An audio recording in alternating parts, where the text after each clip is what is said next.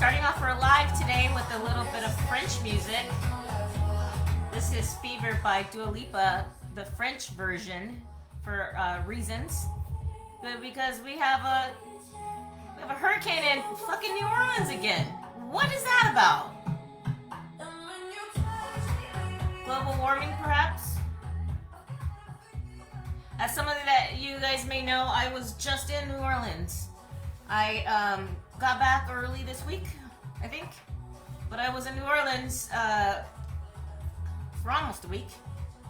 And it was a very interesting time because New Orleans it wasn't back, but it was definitely a different state of Louisiana, of the Gulf Coast that I've ever seen, being that it was a good mix between the old New Orleans and the current New Orleans. So you saw a lot of new construction in New Orleans, and people there were just, they're your everyday Americans. They were running and they were on bicycles, they were pushing strollers, and they were walking through parks, and they were hanging out and doing everything that they can. And sure enough, now we have a hurricane that is supposed to be greater than Hurricane Katrina. So that was a huge surprise to me that New Orleans, unfortunately, some of the same corners that I was standing on just a couple of days ago are now, either flooded,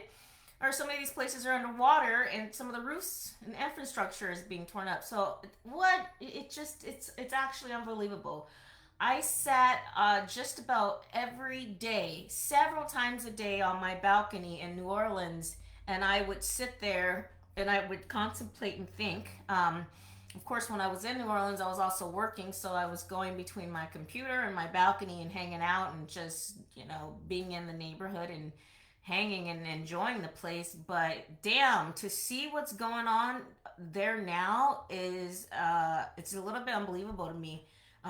Granted, we were just there, so we've got a lot of family members saying that they're happy that we got out in time, apparently. But who knew that we were going to be able to get out of New Orleans in time for this? We didn't know it was happening.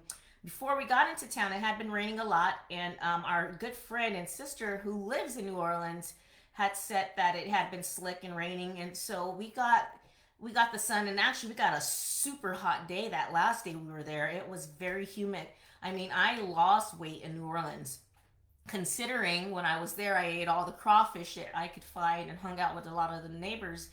I mean, not the neighbors, but the locals. But damn, New Orleans, we are praying for you. We are praying for you, because that is, I was watching the news. I have been watching the news literally all day today, glued to the news, and bracing myself for what we're gonna find. But apparently, it's probably happening now, when the eye is gonna actually hit the land there, and so I'm still in shock of what's going on in New Orleans. I've got so many cool stories, and it was one of the best times.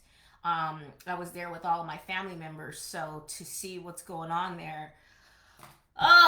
Anyways, so let's talk about what's going on here. Like I said, there's a lot of stuff going on. That's why I wasn't live last week, because I was in New Orleans. I actually wanted to do a live version from New Orleans, but again, we're on two separate time zones, and by the time it's 7 o'clock there, or 7:30 there, it's what was it, like 5:30 here, and so I was really not interested. I was trying to get out to go to one of the daiquiri shops so that I can pull up a daiquiri. But we really were all over New Orleans, and to see some of the devastation that's happening on the news, I'm having issues dealing with it. Anyways, let's go. Let's get to why we're all here today. Welcome. Thanks for coming in. I'm going to get through a lot of stuff, special legislation that's happened with real estate, and talk to you about if this market is slowing down. It has changed from week to week to week, and it's still changing. So before I do that, we're going to hit our numbers. So 2 weeks ago, LA County saw a little bit over 1,100 homes on the market. This week, 1,600.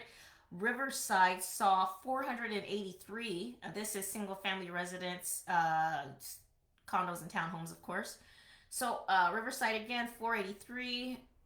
This week it doubled to 848. Orange County saw 321 homes on the market 2 weeks ago. This week, 677. So basically, from last week to this week, it's jumped. So there's more homes on the market, but here's what happened. While there is more homes on the market, buyers are experiencing what we call buyer fatigue. They are tired of this shit, and I kind of don't blame them. In a couple of weeks, I'll be able to share more information about some of our experiences, but what we are seeing, and this isn't just about every house that that's brought to my desk, is that they're falling out of escrow. Buyers get into them, they bid or they overbid, and then before they can even say boo, the buyers are having buyer's remorse and they're canceling escrow. Agents, this has a lot to do with you. If you are a buyer's agent and you have a buyer who's canceling escrow, and any kind of normal situation, it happens, things come up, I get that. But if you have a buyer who's over and over again getting into escrow and then canceling the transaction, you may want to think your relationship with that buyer, because you obviously have not set parameters for that buyer, and you have not set expectations for that buyer. Last thing you want to do is go around showing the buyer a bunch of property, get them in escrow, and then have them cancel. Canceling escrow is not a good thing. Here's why. Unless you have a circumstance that you actually need to cancel, that's a different story. I'm not talking about those folks. I'm talking about the buyers who are throwing spaghetti at the wall, hoping that it sticks. Those particular buyers, listen up. Stop getting into escrow and stop canceling your shit. Stop it. Here's why. When you do that, let me tell you one thing. It gives your agent a bad name, and it puts them in a bad position. Okay? I had a situation years ago where I had a buyer who wanted to write an offer on my property. I did not want to represent this buyer because I represented the listing side, and I can do both, but for this one I didn't want to for certain reasons. And so I asked a friend, a realtor friend, I said, hey, do me a favor and represent this buyer. Do everything that you need to do. I'll give you the contact, represent them against me, and you and I will get this figured out. They said, fine. But they said, you know what, Kat? This buyer actually submitted offers on one of my properties, I want to say a year or two ago, and they pulled out of escrow for no reason. So this buyer is actually a little shaky, just so that you know. So we remember, we're not robots. We're not robotic. We are real human beings. And so agents get reputations and buyers get reputations. Trust and believe, buyers, your names get out there in those circles.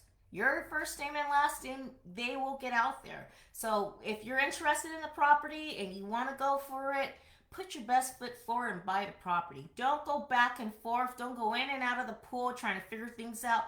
Buy the property, because your name could actually get out there as a buyer that is actually not a strong buyer. I know it makes no sense, but actually it does freaking make sense if you think about it, right? So again, if you're a buyer and you are getting into escrow and you're canceling, your name will get out there as a buyer who's not solid. It doesn't matter which agent you try to use or go with, or maybe I'll switch. Doesn't matter, okay? Agents talk to each other. We run in circles. We talk to each other. We have to. You know why? Because we are the ones that are facilitating these transactions. So I must say, buyers, if you're interested, see a house, buy a house. Like something, say something, okay? So that is what's going on in the market. It's not necessarily slowing down. The slowdown is seasonal. What's happening is buyers are tired. They're tired of writing a ton of offers and getting beaten out. And the interest rates are still low, and they may want to take a break, a holiday break, and then come back at you. That may be good strategy if you can do it. However, it is shitty strategy, in my opinion. If you are a buyer, buy during the holiday season when things slow down. Hi, Sharon. Nice to see you. I owe you a dinner, so either you're gonna come out here or I'm going out there. FYI, Sharon. Okay, nice to see you. But buyers, I want you guys to remember that your name is out there. You see something, say something. We love you, but damn it, if you're gonna get into a property, get into it strong. Come in strong, write the offer, get into the property, be happy with it. All right, so I hit my numbers. As you can see, there's more properties on the market, and there's more people who are leaving the market in order to enjoy time during the holiday season with your family. If you're a buyer, it's a perfect time to buy. If you're a seller, if you need to sell the property, sell the property. Okay, get it on the market as soon as possible. You will have a buyer for it, no problem. But I'm saying, because of COVID, things are changing constantly. I'm going to go over some of the few things that have changed in the California Senate. One in particular has to do with ADUs. So ADUs have been making their way through the state of California. We had a law that went on the books pre-COVID in regards to ADUs. State of California wanted to make it easier for people to be able to use their property at its best use, right? So they wanted to be able to do what is called an ADU, accessory dweller units. Basically, it's a granny flat. It's when you convert your garage into a living situation and you rent it out. Okay, that's an ADU. Okay, it's normally detached from the house, or it's attached, but it doesn't have direct access. Okay, so there's some things that have to be in place in order for this ADU to work. Of course, you're gonna have to have the space for it. So let me read you a little bit from my copy of what I got here. So the Senate back on September coming next month is going to adjourn, but they do have legislation in front of the California Senate right now in regards to the ADUs, and this is the Senate Bill number 9. Okay, this was promoted by Senate Leader Tony Atkins and supported by Assembly Member, is actually Assembly Speaker Mr. Anthony Redon, and it would make it easier to build smaller units, second units, on single properties, which is at ADU, right? This could mean you can build 4 units on one property, such as a duplex or homes with attached living units, if the lot is split into 2 equal parcels under this bill. Okay. Also, the new bill has provisions for splitting lots, as they were saying, but they must be affirmed, and they must the owner must file an intention to occupy one of the housing units as their principal residence for a minimum of 3 years. So if you're wanting to do this ADU situation, you're going to have to file a form saying that you will be living on the property for a minimum of 3 years. You're not going to just do an ADU and then lease both of them out and step away from it and live in PV. You're not going to be able to do that. You have to occupy the property for 3 years. Okay? One of the ADU developers that have come on the scene in regards to this new Senate Bill number 9 says that this isn't going to be the Wild Wild West with the state of California. People think that, okay, if this thing passes, everybody's going to have their lots and they're going to be doing whatever the heck they want with them. They're going to be putting 2 or 3 properties on there. There's going to be multiple people.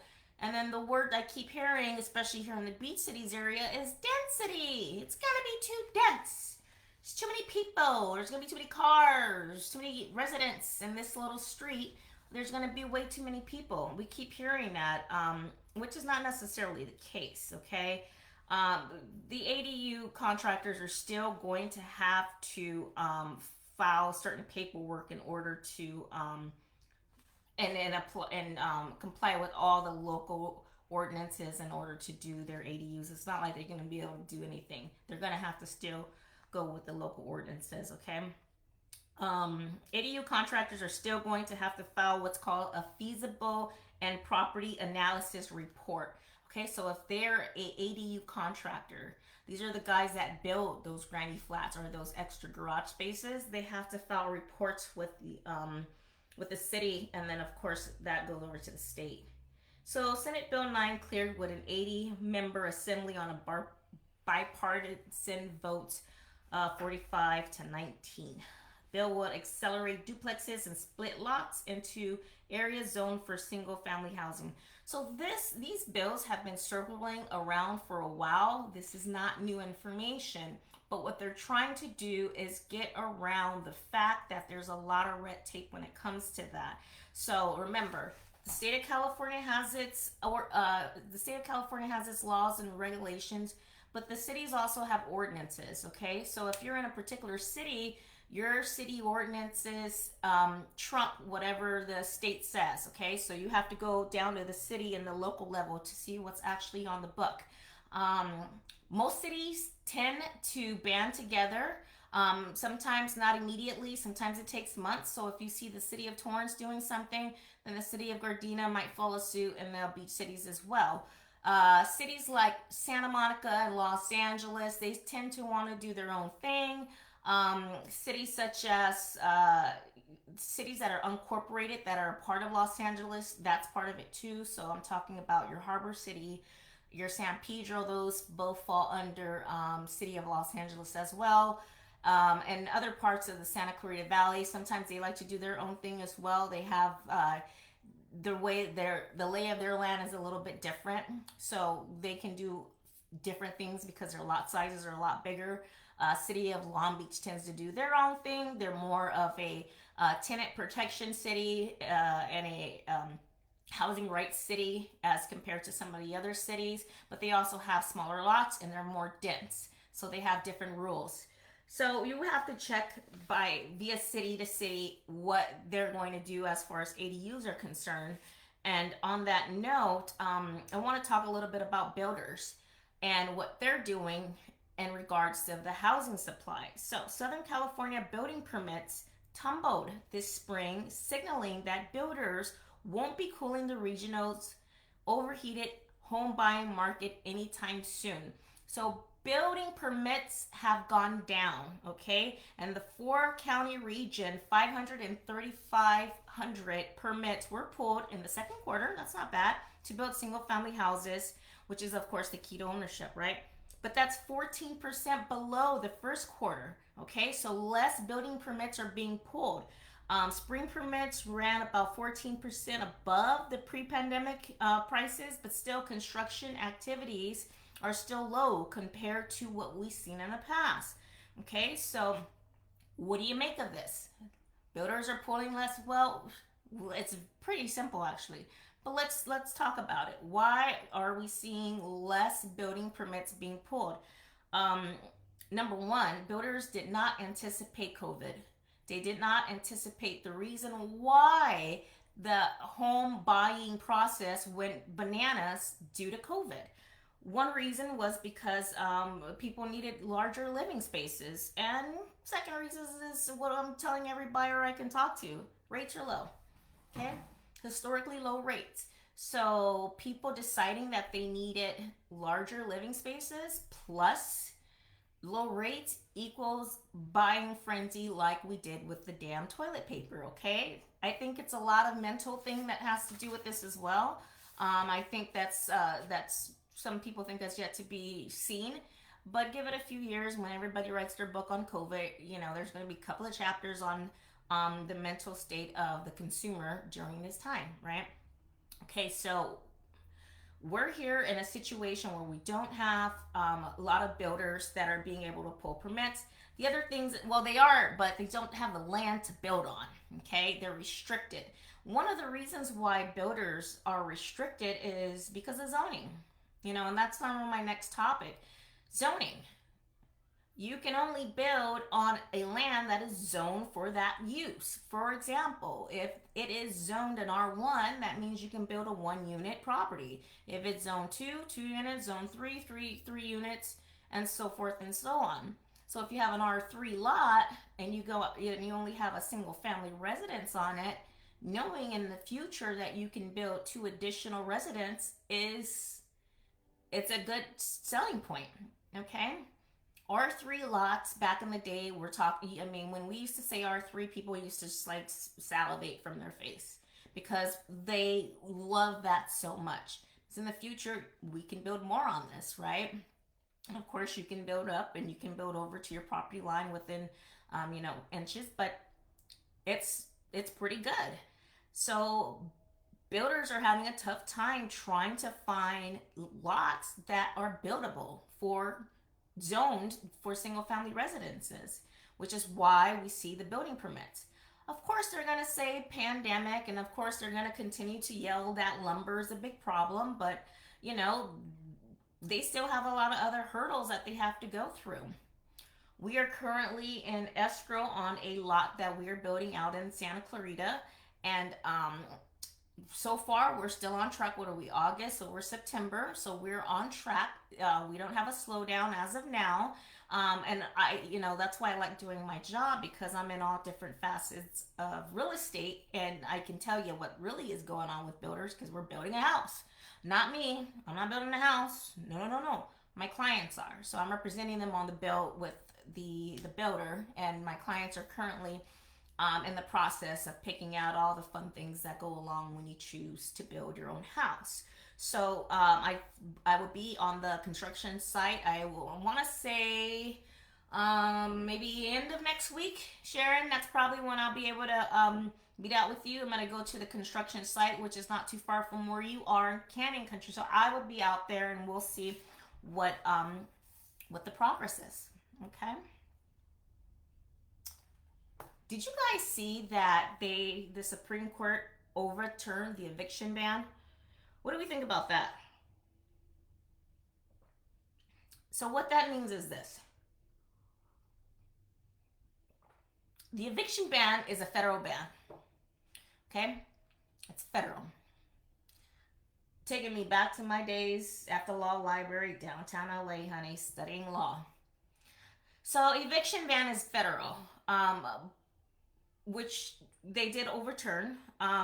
Washington, the Supreme Court's conservative majority is allowing evictions to resume across the United States, blocking the Biden administration from enforcing a temporary ban that was put in place due to the coronavirus pandemic.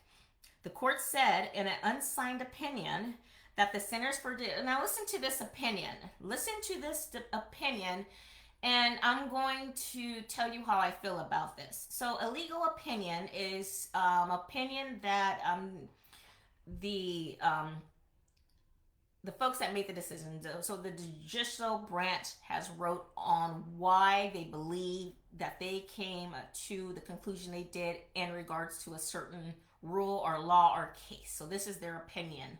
Um, so it kind of explains their thought process of how they came up with this. And attorneys use the opinions so that they can sort of have, as best as they could, a meeting of the minds with why they decided to go with this decision versus that decision, and it helps their case. I hope that I explained that pretty well. It's hard to talk legal. Um, but so here was the opinion that was unsigned, okay? So we don't know who wrote it. You can probably dig a little bit and find it, but so what they basically said was the Center for Disease Control and Prevention just did not have they lack the legal authority under the federal law to make such a law. Basically, they said that the Center for Disease and Control overstepped their authority and what they're legally able to do. The justices rejected the administration's argument in support of the CDC's authority. Okay, so let me continue to read this. The Treasury Department said on Wednesday that the pace of I find this part interesting. So the Treasury Department said this. They said, well, the pace of us dishing out these rent relief funds to both renters and landlords alike, distributions have increased and nearly 1 million households have been helped. So they say that we've helped 1 million households with rent relief, and so we should be able to continue on and get those tenants out of the units who are not paying. So only about 11% of the money of just over $5 billion that was allocated for this has been distributed by state and local governments. So only 11%. A handful of states, including our great state of California, Maryland, and Jersey, have placed their own temporary bans on evictions. The High Court hinted strongly in late June that it would take the path of acts to intervene. At this time, the court allowed an earlier pause on evictions to continue through the end of July. Here's what that means. So essentially, the federal court struck down the eviction. Okay, so now they're going to allow evictions. That's interesting. That's great. But the state of California has its own ban on evictions that covers that federal. So we're covered under the state of California. Here's what's going to be interesting. So we have a recall vote for our Governor Newsom coming up soon, right? In a month or two. We're currently voting right now whether to recall Governor Newsom, yay or nay. These landlord groups are very powerful. There's a lot of money, okay? There's a lot of money, and what they do is they hire attorneys and they go and lobbyists They go to the state of California, they go to the Fed, and they lobby them to get laws changed. Okay, so they have been lobbying for this since the eviction ban was placed back in early days of COVID, right? So they've got a lot of money, they've got a lot of guns, and they're going to the state and they're saying, listen, we are losing money here. We need to be able to evict these tenants. We need relief. And so the answer to that from the federal government is that we're going to allocate something like $5 billion to help. I'm sorry, was it five? Yeah, $5 billion in order to help tenants and landlords alike, right? So they said, great, but the problem is, of course, this was rush legislation. Some of the tenants didn't want to cooperate. So a savvy landlord, what they did was, they essentially got something in writing from the tenant saying, listen, I would not pursue you for unpaid rent arrears, attorney fees or damages or whatever, what have you, if you agree to participate in one of these rent relief programs. And so a lot of tenants signed on and said yes. The tenants are smart. They will sign on and say yes. Because if I were a landlord and you didn't pay me for a year, I'm coming after you. And it's fine. You can get out, you can stay, but I'm going to come after you for the arrears. Because, see, that ultimately hurts my credit and it hurts my mortgage payments and my relationship with my lien holder. Okay? So I would be coming after those tenants, absolutely. Especially if they damage the property. To me, just file a lawsuit. Very simple. And if it's small claims, if you can get around and it only needs to go to small claims, that's even better, because then the tenant can't hire an attorney and then you can get a judgment against them. So, and that's not legal advice. You need to look this up yourself because I am not an attorney, but you have to do the work. Okay, I've done the work. You need to do the work. So back to what I was saying, our Governor Newsom is up for a recall election, and this is the absolute worst time. This was the worst time because not only is he up for a recall, he's got to come to terms with this eviction ban being turned on the federal level, and he's getting pressure to overturn it on the state level. So, he's going to have to make a decision, and I believe he's made his decision. I believe he will lift the eviction ban in the state of California. Now, when will he do it? Well, it would probably be before his recall election. That would make sense. Because why wait? If this is the one that's going to sink me, let me reverse on this now. And he's going to, in his mind, going to tell himself that I've given him enough time to rectify this. I did good over here, so let me do good over here. Let me try to keep the peace between all peoples, all Californias, right? And so I think that he's going to overturn it. Boy, these lives go fast. I wanted to talk to you guys a little bit, and I'm going to do this very quickly, about builders and property and rezoning. Okay, so this is called basically trying to determine if they can use, if possible, old shopping malls, rezone them for housing, which is something that I've been screaming about for the last 2 years. And I have a perfect example, Hawthorne Mall. Hawthorne Mall sits on a very big piece of land, supposedly, allegedly owned by an a-hole who doesn't want to do anything with the city, even though the city does know that they can take the property if they want to. But the city of Hawthorne, for generations, we've went through a couple of mayors in that city of Hawthorne, and they have not done anything in order to secure the Hawthorne Mall. And so it doesn't necessarily sit empty anymore, but on the north side it's occupied by DCFS, right? County of Los Angeles Social Services. But on the south side it's completely empty. I mean, at one point, I heard horror stories that inside the mall that there were weeds growing through the concrete. It's disgusting. I thought Hawthorne would have gotten their stuff together as soon as Tesla and SpaceX touched down in those cities, but unfortunately, they didn't. It makes no sense other than there's got to be something else going on. There's got to be some red tape, but the city of Inglewood is calling out eminent domain in order to take property in order to continue building the stadium. So why isn't the city of Hawthorne doing the same thing with the Hawthorne Mall? That is the question. So let me continue on. With the growing number of shopping malls and big box retailers leaving empty lots, consumers are now shifting to buying on the web. This was occurring 3 years ago, and it started in the valley. So in the valley, I remember going down a street. I was showing property or something, and I noticed that retail after retail after retail, it was for lease, for sale, for lease, for sale. This is because retailers are moving out of the mom and pop brick and mortar, and they're going online. And now COVID has accelerated that. COVID has accelerated that. So we're doing more of our shopping online. And if you look at what Amazon is doing, you can actually get everything you need for your household on Amazon already, right? And you order it and it might be there the next day if you have Prime. So why am I going into a store and doing my shopping, right? So let me continue on here. A possible answer in crowded California cities is to build housing on these sites. There's nobody on these sites, and we have a housing problem. Doesn't take a genius, but it does take a lot of getting untangled of this red tape that they continuously, throw at us. Let me continue on.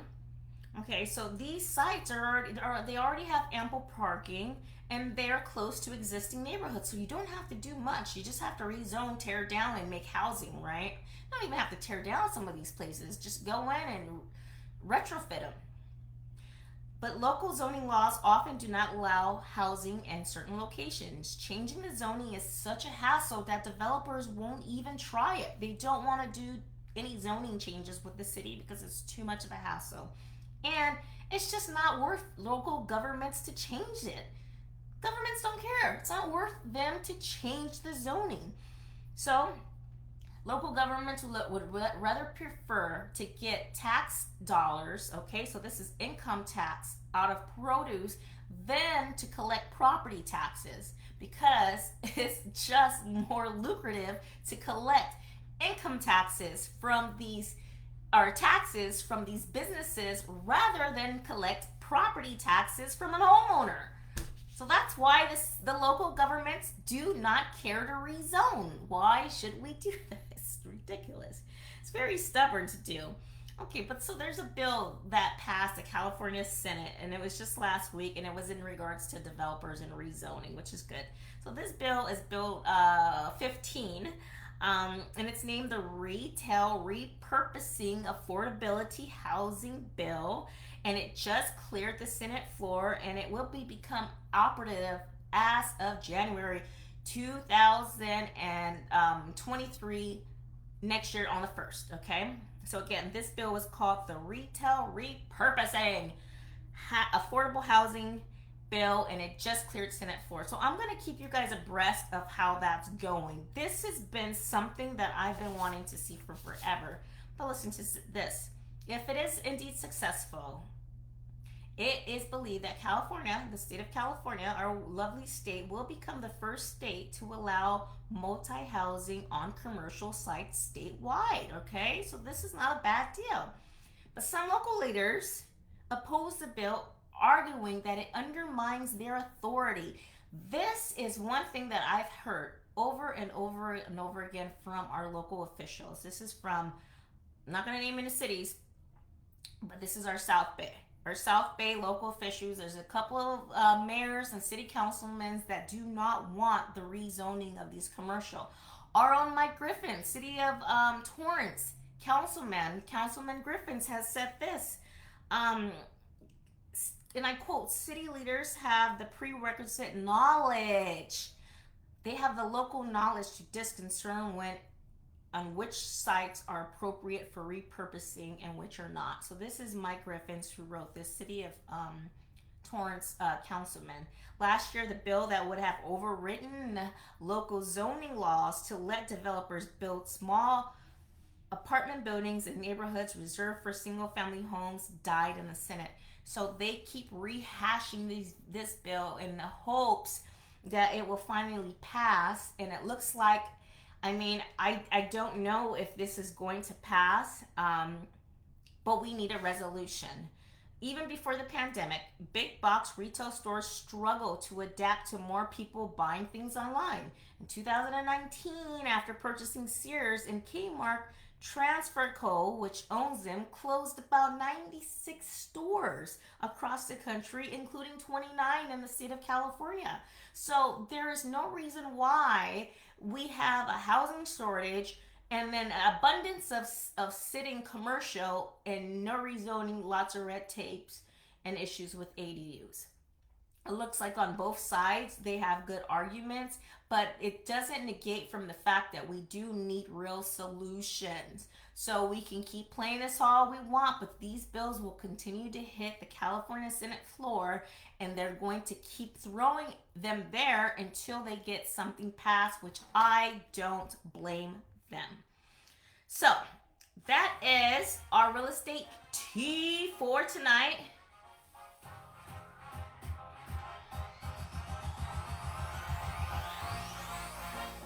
This song is called the New Orleans Bounce, honey.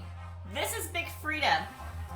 Big Frida is one of the most outspoken, beautiful, trend-setting artists that has come out of New Orleans.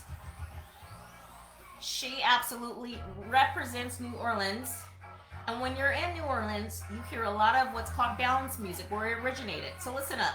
This is the New Orleans Bounce.